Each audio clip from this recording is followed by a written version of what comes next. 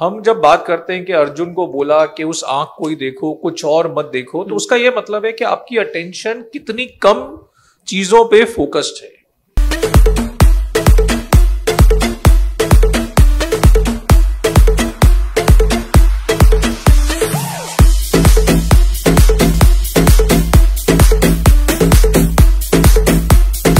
The brain is the most intricate and profound organ we possess, holding the secrets of who we are and what we become. Hello everyone, this is your host Ritu. Welcome back to Bubble Chat Season 2. Today we have a very renowned neurologist with us, Dr. Praveen Gupta. Hello. So he's from Fortis, Gurgaon. He was the first to use solitaire for thrombolysis and to start DBS for epilepsy in Asia.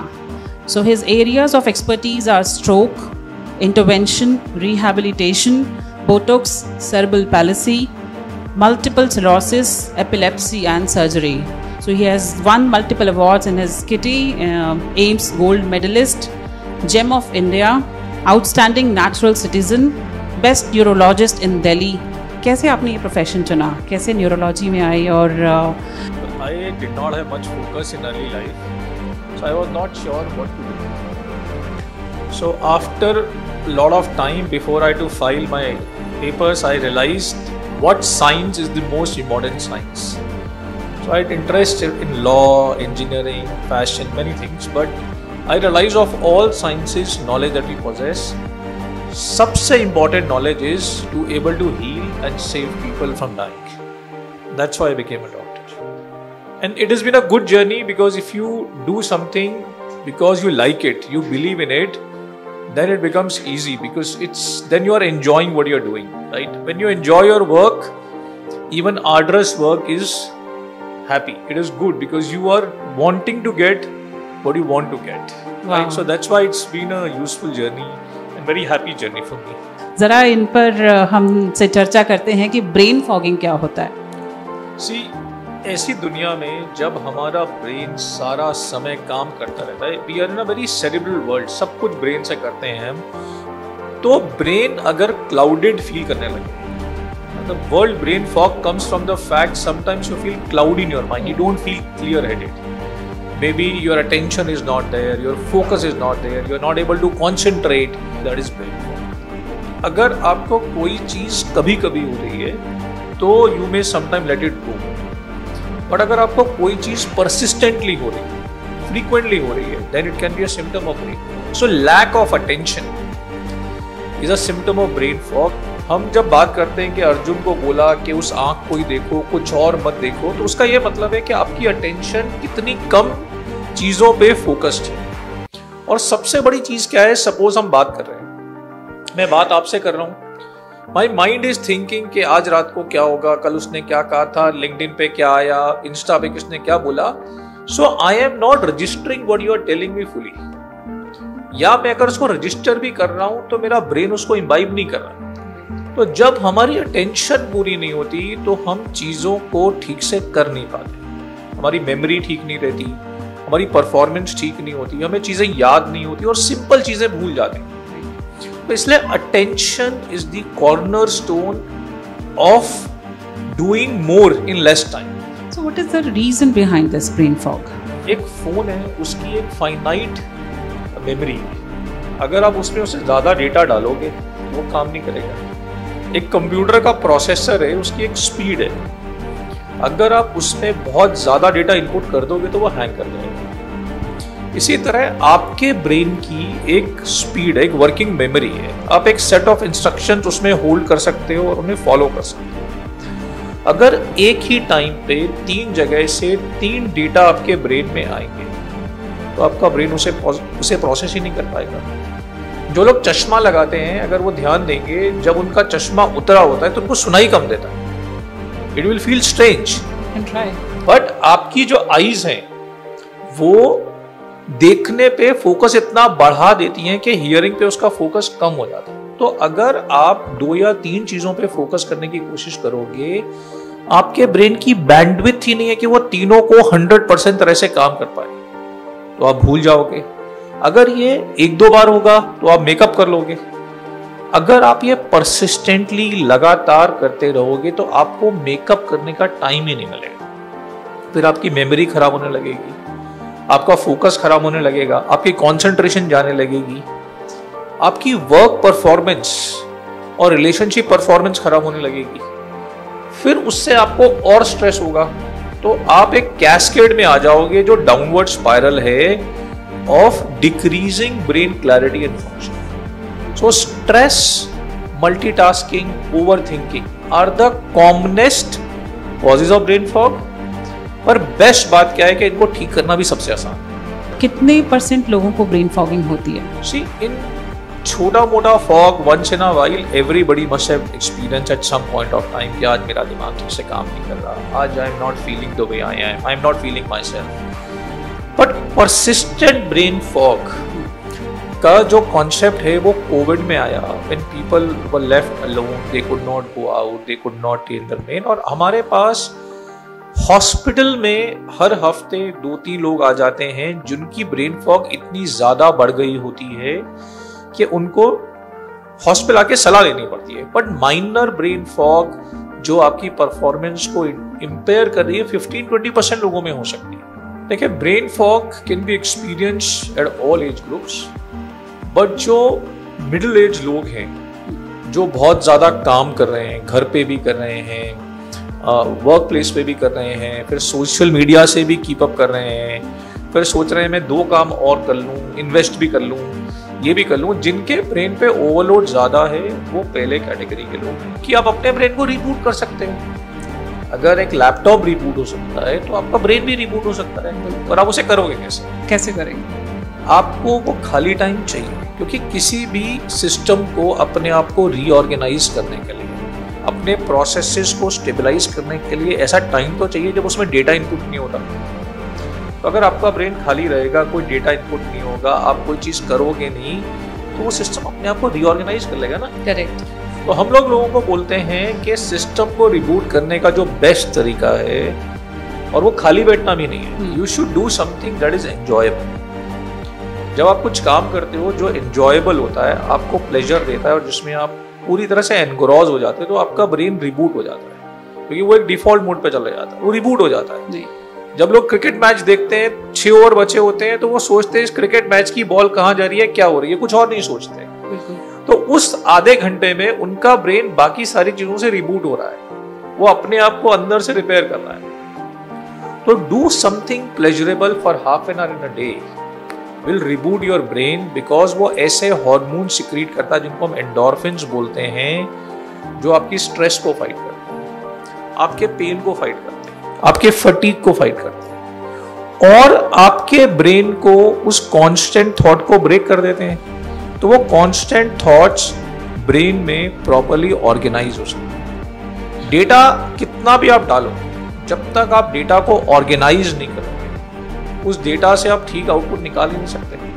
Putting in data only is of no use. Stratifying data, organising data and converting that data into something useful is of use, and that is the difference between people.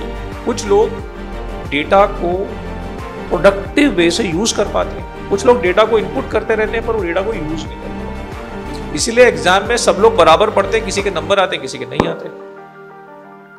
And how does it affect the daily life? Everywhere, man. Suppose I am getting ready and मेरे दिमाग में चल रहा है कि ये करना था, वो करना था, तो मैं भूल ही जाऊंगा मुझे ऑफिस लेके क्या जाना है। Suppose my wife says कि ये 3 काम करके वापस आना, I am thinking कि इसका ये हो गया, उसका वो हो गया, इसका ये हो गया, I am 100% sure I will come back without doing it. Right? हम ऑफिस जाते हैं, ऑफिस में अगर हमें 6 टास्क करने हैं और हमारा ध्यान रहता है तो हम 6 टास्क शायद 8 के 6 घंटे में भी कर सकते हैं। पर अगर हमारा माइंड वॉन्डर करता है तो हमारी टाइम डायलेशन हो जाती है। हम बोलते हैं ना theory of relativity, this is theory of relativity in life. वो टाइम डायलेट होता रहता है, टाइम बीतता रहता है, हमारा काम पूरा नहीं होता, टाइम डायलेट हो जाता है, क्योंकि हमारे ब्रेन में एक ट्रैफिक जैम है, हम उसी रास्ते को पहुंचने में ज़्यादा टाइम लगाते हैं, तो हमारे टास्क पूरे नहीं होते, फिर वो पाइल अप हो जाते हैं। वो हमारे ब्रेन पे जो प्रेशर है उसको ऐड ऑन करते रहते हैं। There is a cumulative pressure. मान लो आज मैं एक प्रेशर को ले सकता हूँ, मैं कल भी इस प्रेशर को ले सकता हूँ, पर जरूरी नहीं है कि मैं 20 लगातार दिन इस प्रेशर को ले पाऊँ। चीता is the fastest animal in the world, but वो सिर्फ 5 मिनट्स भी नहीं भाग सकता अपनी उस स्पीड के ऊपर। It is only for a burst. तो हमें ये समझना है कि life is a marathon, we are here for long time. हम सबकी एक फाइनाइट कैपेसिटी है, अपनी कैपेसिटी को पहला रिकॉग्नाइज करना, फिर अपने ब्रेन को अपनी नीड्स और डिजायर्स के हिसाब से मॉड्यूलेट करना, ना कि सबकी नीड्स और डिजायर्स के हिसाब से। तो स्ट्रीमलाइन कर पाना, क्या मेरे लिए नेसेसरी क्या है, क्या मेरे लिए अर्जेंट है, क्या मेरे लिए इंपॉर्टेंट है, क्या मेरे लिए लेस इंपॉर्टेंट है, क्या मेरा रिक्रिएशन है, आपका नहीं मेरा, और क्या मैं छोड़ सकता हूँ। If you are able to do these 5 steps with everything that comes to you, तो 50% प्रॉब्लम तो अपने आप ही खत्म है। 50% ब्रेन प्रोसेसिंग फ्री हो जाएगी। जैसे ही वो फ्री होगी सब कुछ नॉर्मल हो जाएगा, रोशनी आ जाएगी, फॉग सारी चली जाएगी। सो इसके मेजर साइड इफेक्ट्स क्या होते हैं? बहुत सारे साइड इफेक्ट्स हैं मैम इसके। सबसे पहले इम्पेयर्ड वर्क परफॉर्मेंस। आप जैसा चाहते हो, जो आपकी एबिलिटी या कैपेसिटी है, आप उस लेवल पे परफॉर्म नहीं कर पाते। सेकेंड है इम्पेयरमेंट इन रिलेशनशिप। आप स्ट्रेस रहते हो, आप रिलेशनशिप पे अटेंशन नहीं दे पाते, आप अपने पार्टनर की बात ही नहीं सुन रहे क्योंकि आपका दिमाग कहीं और है। थर्ड चीज़ ये है कि आपका सेल्फ कॉन्फिडेंस, अगर आपकी अटेंशन पूरी नहीं है, आप चीज़ों को रिपीट नहीं कर पा रहे, याद नहीं कर पा रहे, तो आपका सेल्फ कॉन्फिडेंस भी तो इम्पेयर हो रहा है। योर एबिलिटी टू थिंक कि मैं कौन हूँ वो भी बदलती जाती है। आप उससे इरिटेबल हो जाते हो, आप स्नैप करने लगते हो, आपका फोकस कम होने लगता है। तो इससे ये तो छोटी चीज़ें हैं। बड़ी चीज़ें क्या हैं कि जब आप अपने माइंड में नहीं होते, और ये सबने कभी कभी लाइफ में एक्सपीरियंस करा होगा, जो लोग दुखी होते हैं, या आपकी फैमिली में देखा होगा, अगर एक पार्टनर को कोई सीरियस इलनेस हो जाए तो दूसरे पार्टनर को भी हो जाती है। क्योंकि अगर हमारा ब्रेन, जो हमारी बॉडी का CPU है, ठीक से काम नहीं करता, तो हमारी इम्यूनिटी कम हो जाती है, हमारी बॉडी की ग्रोथ रुक जाती है, क्योंकि हमारा ब्रेन जो फाउंटेन है एनर्जी का हमारे पूरे सिस्टम के लिए, वो उसको वो चीज दे नहीं रहा। इसलिए you feel tired, you feel fatigue, you feel pain in various parts of your body, और मसल्स एक, जैसे हम लोग बोलते हैं chronic fatigue syndrome, fibromyalgia, anxiety, depression, ये सब होने लगता है। तो there are far reaching effects that you can have in this. So what are the now exercises, क्या कर सकते हैं हम इसको ठीक करने के लिए? अगर आप 30 मिनट्स वॉक करते हैं तो वो आपके बॉडी का ब्लड फ्लो बढ़ाता है। जो आपके बॉडी का ब्लड फ्लो बेटर होता है, वो आपका मेटाबॉलिज्म ठीक करता है और आपके ब्रेन का ब्लड फ्लो बेटर करता है। रिसर्च ये बोलती है कि अगर आप life long 150 minutes a week अगर वॉक कर लें, तो आपका स्ट्रोक का, हार्ट अटैक का और डिमेंशिया का रिस्क सिग्निफिकेंटली कम हो जाता है। सेकेंड चीज है organise your day. Organize your day to what is core important and what is urgent. उसके बाद everything will fall in place. Third चीज है stop overthinking. But overthinking is bubble gum. आप एक चीज को अपने माउथ में चलाते जा रहे हो because of the habit, पर उसमें आप कोई जूस नहीं है. There is no taste in this, right? But you are still doing it. क्योंकि और आप overthinking को खत्म कर सकते हो because you will realize, जब मैं 9th क्लास में था या 10th क्लास में था, तो मेरे लिए बहुत सारी चीजें उस साल में इंपॉर्टेंट थी। I must have freight so much for that, पर मुझे तो अभी याद भी नहीं है कि वो क्या था। हमने अपने अर्ली लाइफ में जितनी चीजों को इंपॉर्टेंस दी है, 1 साल बाद उसमें से 90% चीजें ऐसे वैसे या तैसे कैसे भी हुई होती, उससे कोई फर्क नहीं पड़ता in larger scheme of life, right? So you need to see how it will alter my larger scheme of life. Third चीज यह है कि for most problems there is a solution that you can do, and for at least half the problems this solution is not with you. बहुत सारी ऐसी चीजें जिनके बारे में हम इसलिए सोचते हैं क्योंकि उसके सॉल्यूशंस हमारे पास है नहीं। उन आउटकम्स को हम कंट्रोल नहीं कर सकते, और लाइफ में ऐसे आउटकम्स हमेशा रहेंगे जिन्हें हम नहीं कंट्रोल कर पाएंगे। For example, for I to come here today, I planned अपना शेड्यूल ऐसे, पर बारिश आ गई, I reach hospital 2 hours late. It's an outcome I can not control, it's beyond my control. By over thinking about it, I am slowing the speed of working which can allow me to save 10 minutes in my day. Third चीज life में क्या है कि life के अपने laws हैं. You will realize everything eventually, many things will fall in place. Because जैसा आप सोच रहे हो वैसे और लोग भी सोच रहे हैं, सब सोच रहे हैं, तो लाइफ में most of times things will fall in place. वो थोड़ा देर से फॉल इन प्लेस करेंगी या पहले करेंगी, और your mind will find a place which is according to that scheme of things. जितना आप ये कर लोगे आपकी ओवर थिंकिंग खत्म ही हो जाएगी. ओवर थिंकिंग खत्म होगी, आपका माइंड क्लियर हो जाएगा, सारी बैंडविड्थ आपके माइंड की, सारी मेमोरी फ्री हो जाएगी. तीसरी चीज, मुझे क्या करना है, take focus. What is me, what is my want, what is my desire, not just what people expect from me, what they think about me. तीसरा है गुड हेल्थ, न्यूट्रिशन. अगर आप अच्छी न्यूट्रिशन लोगे आप हेल्दी रहोगे. Nutrition is a balanced diet which includes eating, drinking adequate water. Eating a balanced diet. Balanced diet क्योंकि fruits और वेजिटेबल्स में मिनरल्स और विटामिन्स होते हैं जो हमारे बॉडी के सिस्टम्स को और ब्रेन के सिस्टम्स को रिपेयर करते हैं. जितना हमारी डाइट में बैलेंस होगा और जितना ज़्यादा ऑयली खाना, कार्बोहाइड्रेट रिच खाना खाएंगे उतना उसको बर्न करेगी बॉडी. जितना बर्न करेगी उतनी उसके अंदर से स्मोक रिलीज होगी जो बॉडी को डैमेज करेगी. तो जितनी बैलेंस हमारी डाइट होगी उतना बेटर हमारी बॉडी फंक्शन करेगी. फिर एडिक्वेट स्लीप. हम जब सोते हैं तो सोना इतना जरूरी क्यों है? क्योंकि हमारा जो बॉडी रूपी सिस्टम है, जो मशीन है, उसकी फॉर्मेटिंग, उसकी रिबूटिंग स्लीप में होती है, उसकी रिपेयर होती है स्लीप में. जैसे जब आपका ऑफिस बंद हो जाता है तो कोई इसको आके साफ करके जाता है, ठीक करके जाता है ताकि आप अगले दिन आओ तो ऐसे ही मिले. रात में आपकी बॉडी अपने आप को रिपेयर करती है, आपके हॉर्मोन्स अपने लेवल्स को बेटर करते हैं.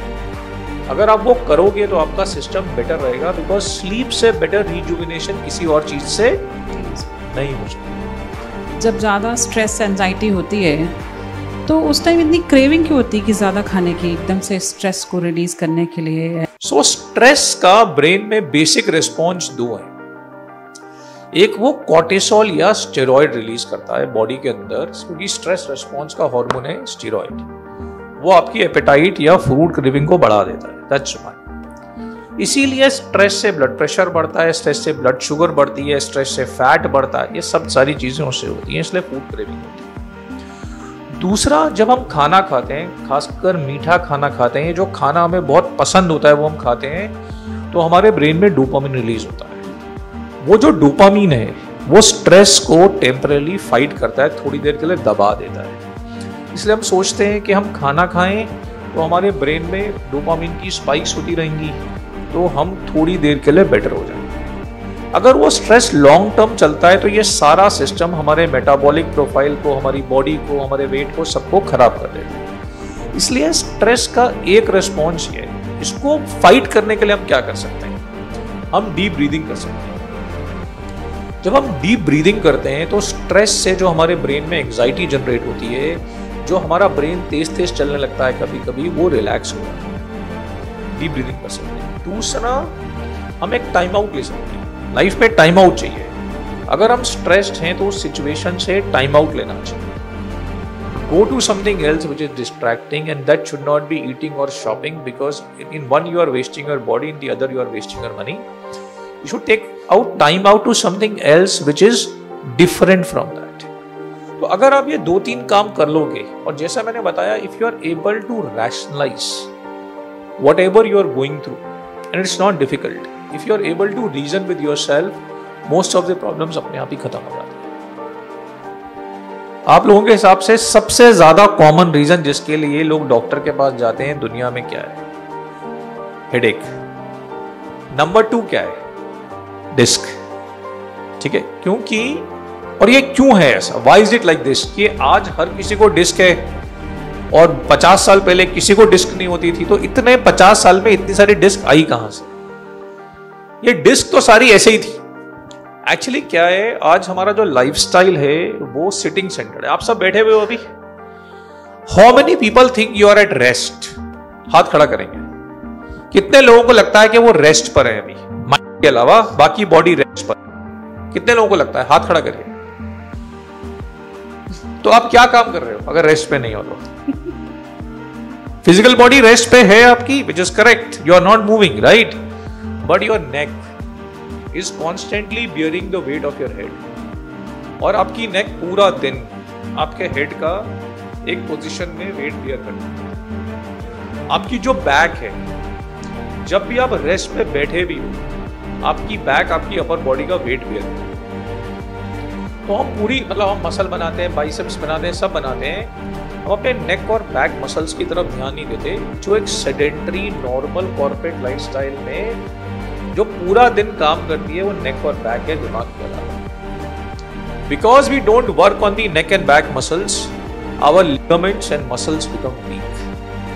Because our ligaments and muscles are weak, they are not able to keep the vertebral column in stability, जिसकी वजह से हमारी डिस्क डीजेनरेट हो जाती है, वर्टिब्रा डीजेनरेट हो जाती हैं और वो अपनी जगह से हिल जाती हैं। जब वो अपनी जगह से हिलती हैं तो वो आसपास के जो टिश्यूज हैं पीछे नेक और बैक में, उनको इरिटेट करने लगते हैं, उससे लिगामेंट स्ट्रेच होने लगते हैं, मसल में स्पाज्म होने लगता है, नर्व दबने लगती है, जिससे हमें various combinations of neck stiffness, shoulder stiffness, arms में नमनेस, चक्कर, बैक ऑफ द हेड में पेन, लो बैक एक, चलते हुए पैरों में पेन, थकान, ये सिम्टम्स होने लगते हैं, जो कि एक्सट्रीमली कॉमन है ना। मतलब आप लोगों में से 20% लोगों को तो शायद कभी ना कभी होते ही होंगे।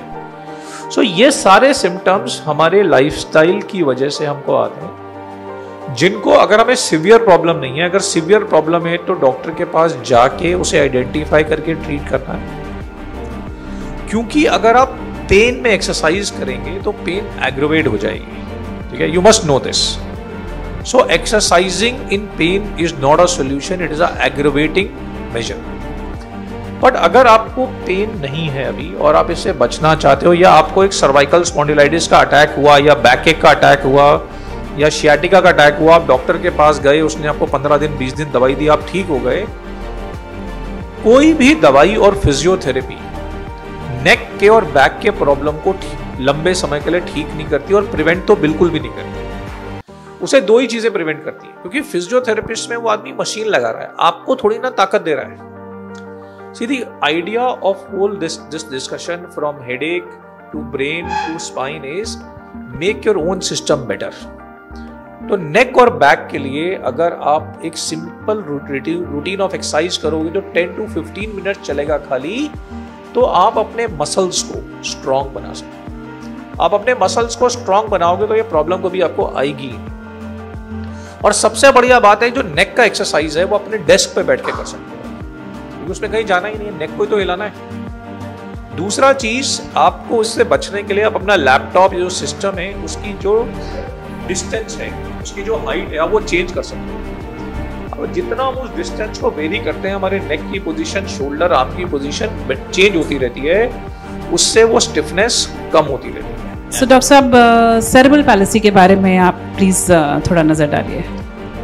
सो cerebral palsy is a different type of disease, जो हमने अभी तक बातें करी। They are disorders which are linked to our daily functioning, our daily life, and we can change them. Cerebral palsy is a disorder which is seen in newborn children और young children, where due to various problems in pregnancy the oxygen did not go well to the brain. Brain ठीक से develop नहीं होता तो वो child की growth को develop और रेगुलेट नहीं कर पाता। So that is what is cerebral policy. इसके बहुत सारे फॉर्म हो सकते हैं। मेंटल सबनॉर्मैलिटी, डिलेड माइलस्टोन्स, बच्चा खड़ा लेट होता है, बोलना लेट चालू करता है, ठीक से चल नहीं पाता, बॉडी में स्टिफनेस रहती है।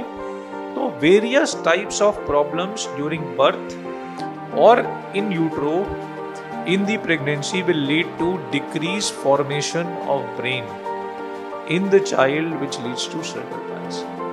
इसका ट्रीटमेंट भी है मैम, सबसे इंपॉर्टेंट है prevention. The other thing that you must take care of is addiction during pregnancy, specially alcohol. अगर आप इन सब का ख्याल रखोगे तो सेरेब्रल पैलिसी होगी नहीं।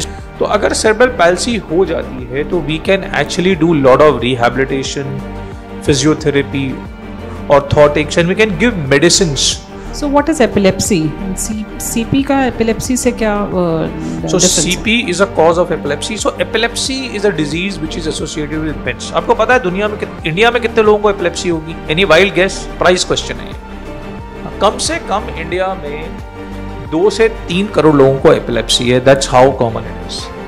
अब जो नेक्स्ट प्राइस क्वेश्चन है वो ये है कि कौन 3 फेमस लोगों का नाम बताएगा जिनको आप बिलीव नहीं कर सकते कि उनको एपिलेप्सी है पर उनको एपिलेप्सी थी। Yes, very good, John D Rhodes. ठीक है, अब ये होगा नए जमाने के लोग, पुराने जमाने के लोग। So anybody will try to take a guess, कौन से who is the first person to conquer the world? Alexander the Great. Alexander the Great had epilepsy. Okay, who is the next one who had epilepsy? तो Julius Caesar had epilepsy. What I'm trying to say is people like Julius Caesar and Alexander also had epilepsy, which means that unlike common belief कि mental disease के लोग life में कुछ achieve नहीं कर सकते, they can achieve a lot. तो epilepsy एक बीमारी होती है जिसमें ब्रेन के अंदर एक इलेक्ट्रिकल शॉर्ट सर्किट होने से लोगों को एबनॉर्मल फिट्स पड़ते हैं. आपने देखा होगा, फिल्म में तो बहुत ही बार देखा होगा, किसी को फिट पड़ा वो बेहोश हो गया, रियल लाइफ में भी देखा होगा. या कुछ लोग बैठे बैठे ही गुमसुम हो जाते हैं, दे स्टॉप रिस्पॉन्डिंग. सो अगर कोई बैठे बैठे ही गुमसुम हो जाए, रिस्पॉन्ड करना बंद कर दे कुछ समय के लिए, that is also epilepsy.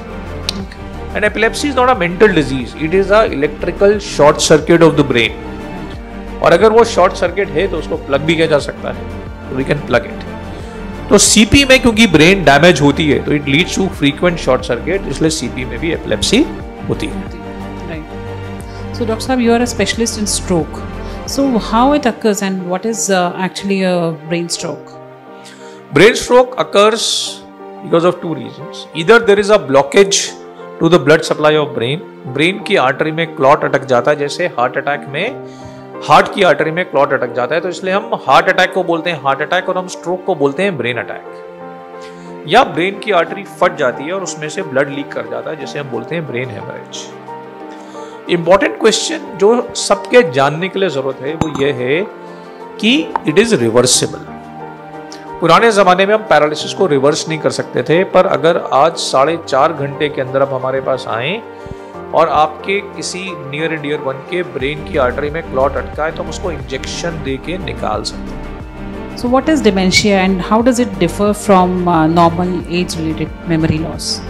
So dementia is a disease where you lose your memory. You lose your thought process, your judgment, your control, your behavior get impaired. You can't calculate simple things. You can't remember simple dates. You can't remember people. That is dementia. But we can give medicines to treat dementia or make their behavior better. So the quality of life of that family can be made better. Thank you so much, Dr. Saab, for coming on the show. हम बहुत ही जल्दी मिलेंगे आपसे.